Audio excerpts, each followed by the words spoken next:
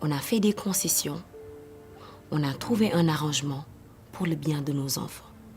Mais ça s'arrête là, sans plus. Comme quoi les choses se passent plutôt pas mal hein, lorsqu'il n'y a pas de Tahirou ni de Mansoura dans les parages. Dans ces derniers épisodes-là, on a vu un Biram changer, un Biram qui est plus responsable, un Biram qui gère beaucoup mieux ses émotions. Est-ce que Biram sera vraiment réellement l'homme de la situation? Parce que jusqu'ici, on avait encore des petits doutes. Hein. Bonjour à tous et bienvenue sur Yiri TV, moi c'est Sylvia et sur cette chaîne je fais des revues et des analyses de films et séries afro. Sur cette chaîne on aime aussi donner notre opinion. Girl, can I speak? Thank you. Okay. Sur cette chaîne on aime aussi donner notre opinion. Oui, sur cette chaîne. On aime aussi donner trop... Oula! Ça fait longtemps les vidéos, mais t'étais où? I know, right? It's been a long time. Donc, sur cette chaîne, on aime aussi donner notre opinion sur nos séries préférées. Girl, I'm filming. Yeah, you have to stay quiet now, okay? Alright, thank you. Donc, si ça t'intéresse, si tu aimes les séries afro, si tu aimes les films et séries afro, abonne-toi à la chaîne et active la cloche pour ne pas rater la prochaine revue. Je suis de retour. I can breathe better, right? I know. I can breathe better. Je suis de retour, les gars. Merci pour tous vos messages, pour tous ceux qui se sont inquiétés pour moi. Je me sentais pas au top du top. J'avais besoin de prendre quelques jours off là, les gars. Mais là, ça y est, I'm back. Yeah, I'm back. J'avais des migraines tous ces jours-ci. Quand il commence à faire chaud là, ça y est.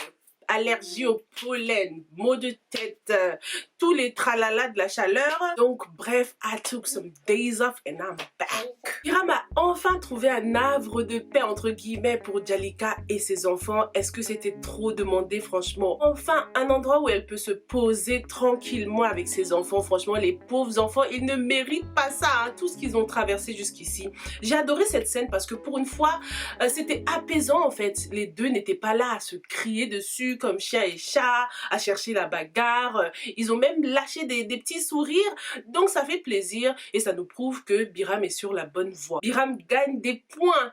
Il utilise une super bonne stratégie, en tout cas pour l'instant. Il fait tout ce que Tahirou n'a pas pu faire pour Djalika jusqu'ici. Il faut savoir que l'une des caractéristiques chez un homme que les femmes aiment, l'une des choses qui attire une femme vers un homme, c'est le fait qu'il soit un protecteur et un provider. Donc pour l'instant là, Biram. Moi, depuis la saison précédente, de toute façon, je suis pour la réconciliation Biram-Djalika. On voit beaucoup de changements quand même par rapport au comportement de Biram. Il y a beaucoup de changements au niveau émotionnel et au niveau de ses actions, quoi. Mais est-ce que c'est joué, les gars? Est-ce que ce sera si facile que ça? Dans les épisodes précédents, déjà, on a remarqué que Djalika commençait à se poser les bonnes questions concernant son mariage avec Tahirou. La seule solution, c'est génn ci mariage bi mu jeex tàkk. Biram est sur la bonne voie, certes, c'est un bon début comme il a dit, mais est-ce qu'on peut vraiment déjà s'imaginer un couple Biram-Djalika? Et si Djalika tombait enceinte de Tahirou, ça risquerait de changer les choses, les gars. Qu'est-ce que t'en penses, toi? Dis-moi dans les commentaires. Est-ce que tu penses que Djalika pourrait tomber enceinte de Tahirou? Si c'était le cas, est-ce que Djalika voudra toujours mettre fin à ce taksouf ou est-ce qu'elle voudra une stabilité pour son futur bébé? Parlons maintenant de Raki, notre future maman. Dans ces épisodes, on remarque que Raki ne veut plus se battre. Hein. Elle a vraiment give up, elle est désespérée, en même temps elle est mal en point hein. Au niveau de sa santé, ça va pas. Dès que l'avocat Amido est arrivé, Raki n'a pas hésité à se dénoncer direct, à raconter encore une fois l'histoire avec Bakary Sagna. Je trouve que c'est bien de nous avoir rappelé l'histoire avec Bakary Sagna parce que franchement, j'avais encore des petits doutes. Hein. Franchement, dans ma tête, je me disais, et si Bakary n'était pas réellement le violeur? Et si c'était le troisième ami, tu sais, parce que avec le père de Cher, ils étaient trois amis. Donc l'histoire de Bakary était encore un peu floue, les gars. Hein. On va dire que c'était sûr à 70% que Bakary était le violeur, mais il y avait encore 30% de doute quand même, parce que l'histoire n'était pas très claire, quoi. Même si Bakary Sagna, c'était pas un ange, il y avait quand même des zones d'ombre au niveau du viol de Raki. Alors Raki, elle nous rappelle la Raki de la première saison, hein, celle qui manquait totalement de confiance, qui n'avait plus du tout de détermination. Je trouve que Raki devrait quand même se battre pour s'en sortir, se battre pour ce bébé qu'elle attend, hein, parce que s'il lui arrivait quelque chose, qui s'en occuperait? Elle devrait penser à ces choses-là. Hein. Raki et sa maman, elles n'ont pas beaucoup de famille. Mustafa, il risque la prison aussi. Donc franchement, Raki devrait se remotiver, être gonflé à bloc just for the sake de ce bébé-là, parce que s'il lui arrive quelque chose, personne ne s'en occuperait, à moins qu'elle perde l'enfant, tu vois. Mais ça, c'est un autre scénario. Depuis le début, déjà, Raki aurait pu plaider pour légitime défense, mais bon, comme on est dans la fiction, c'est un film, c'est une série, il fallait qu'il drague les choses. En tout cas, ce qui m'inquiète avec le scénario de Raki, c'est que j'ai l'impression que plus on avance dans la série, plus j'ai l'impression qu'elle ne va plus apporter grand chose dans la série, quoi. Il y a beaucoup de personnes qui me disaient, ouais, Sylvia, Dalanda va peut-être mourir, comme elle a une grossesse compliquée et tout ça. Et si c'était Raki qui mourrait? Raki n'a pas d'amis, c'est la seule vraiment de toutes les femmes là qui est toujours un peu à l'écart.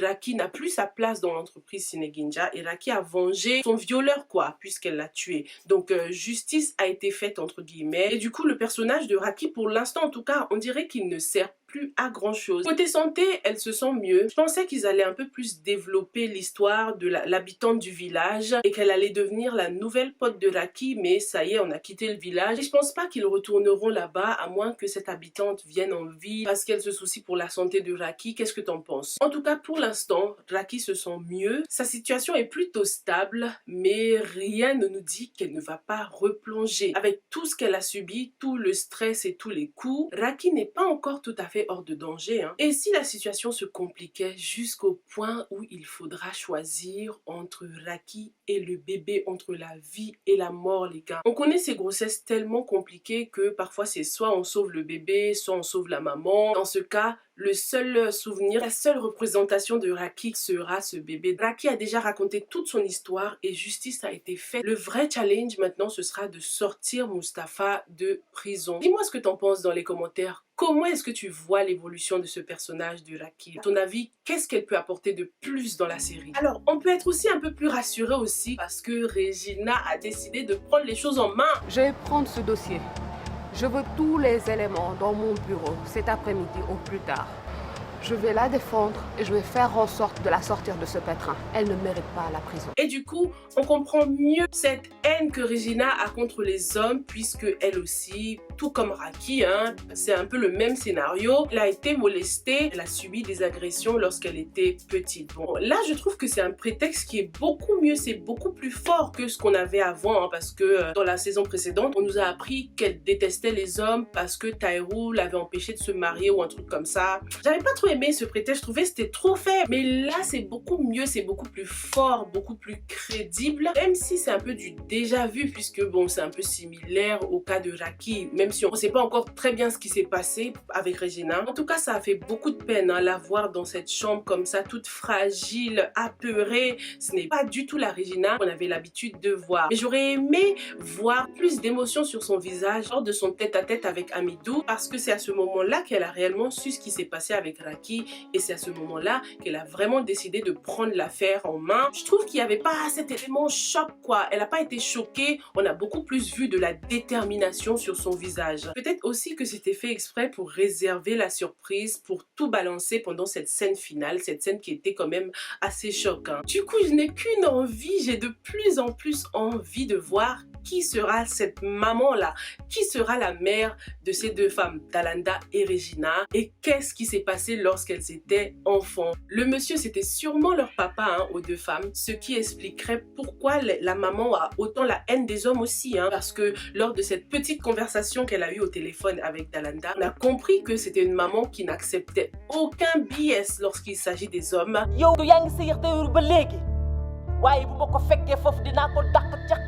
Elle a sûrement vécu l'enfer avec leur papa. Qu'est-ce que t'en penses? Dis-moi dans les commentaires. Alors, je voulais aussi revenir sur une scène que j'ai kiffé dans les épisodes précédents. C'était celle entre Mère Diagne et Mère Amineta. Ah, yo, est-ce que ça va dans ta tête? Wow, ça va très bien dans ma tête. Non, mais Mère Diagne, on commençait à douter de toi là.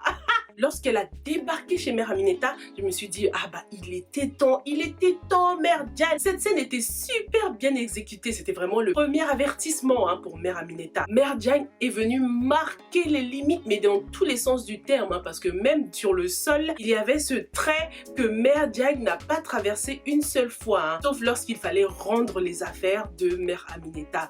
Donc voilà, il y avait vraiment cette limite. Cette scène montrait très bien à quel point Mère Amineta est une forceuse, parce que Mère Diagne ne se permettrait jamais de faire les mêmes choses qu'elle fait chez elle. Mère Diagne n'a même pas voulu entrer chez elle, c'est-à-dire qu'elle n'a même pas voulu se mettre à l'aise chez elle. En gros, je ne rentre pas chez toi, donc toi non plus, t'es pas la bienvenue chez moi, ok?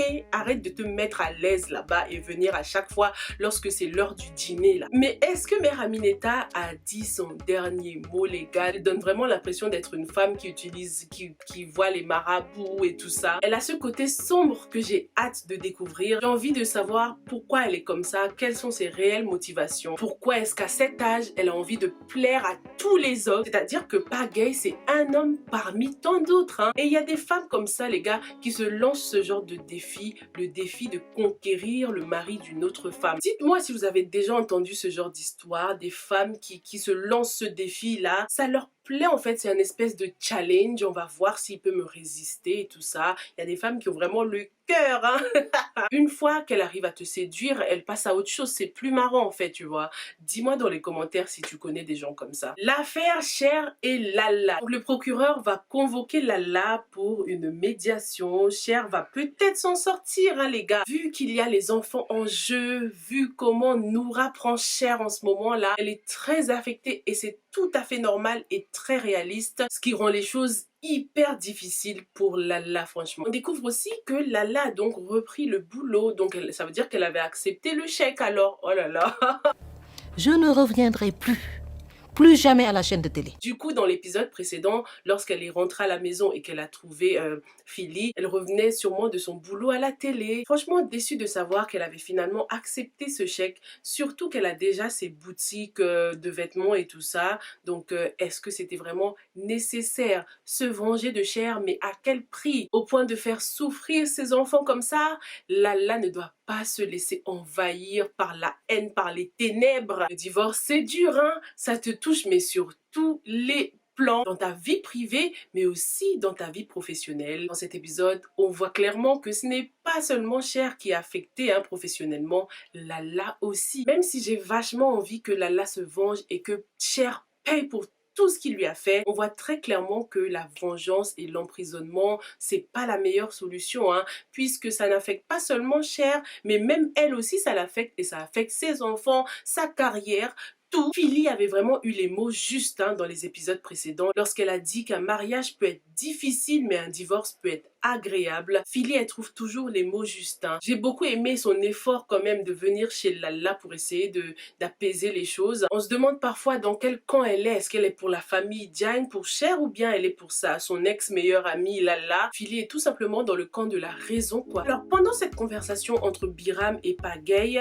Pagaye a bien parlé, comme un vrai papa parlerait à son fils. C'était très touchant. Il a dit à Biram qu'il s'est bien occupé de l'affaire avec Cher, que heureusement qu'il a fait appel à un avocat et tout ça. Mais je me suis dit, une grande famille comme ça, avec une grande société qui est censée être la première société de construction au Sénégal, ils n'ont pas d'avocat. Cher n'a pas d'avocat dans cette entreprise. Like, comment, man?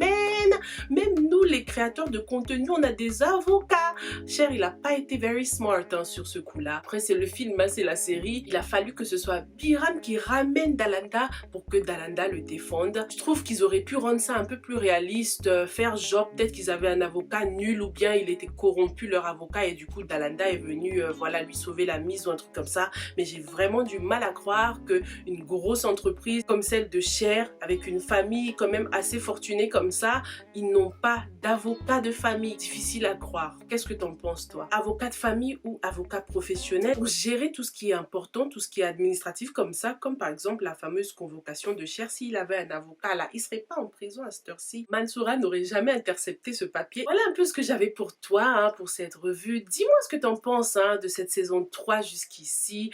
Personnellement, je trouve que, bon, à part cet épisode qui était pas trop mal, l'épisode 13 qui était pas trop mal, jusqu'ici c'est un peu lent, ça traîne, même si on sent qu'il y a eu de la recherche au niveau des scénarios, on sent que c'est une saison qui a été beaucoup plus travaillée, les dialogues sont pas mal, le script est pas trop mal, mais pourtant c'est assez lent. Mansoura, on sait pas encore tout à fait ce qu'elle fait là. Salif aussi, on a hâte de connaître son rôle. Hamza, qu'est-ce qu'elle va devenir? Après cette saison, elle peut aller jusqu'à peut-être 50 épisodes ou bien 30 épisodes, donc on a encore le temps de bien développer les choses, mais je trouve que c'est lent là. Moi, mes scénarios préférés jusqu'ici sont ceux concernant Lala et Cher, et puis Pagay et Merdian quoi. Après, j'aimerais beaucoup découvrir Dalanda toute seule parce que pour l'instant, j'ai eu un peu ma dose de Tahirou Djalika. Ils ont trop enchaîné les épisodes avec eux, du coup on a eu notre dose là, mais ça reste quand même hyper intéressant. Dis-moi toi dans les commentaires, quel scénario est-ce que tu préfères? Est-ce que c'est celui de Raki? Est-ce que Raki va survivre ou pas là? Dis-moi dans les commentaires et je te retrouve très prochainement dans la prochaine revue. Stay safe and stay blessed. Bye!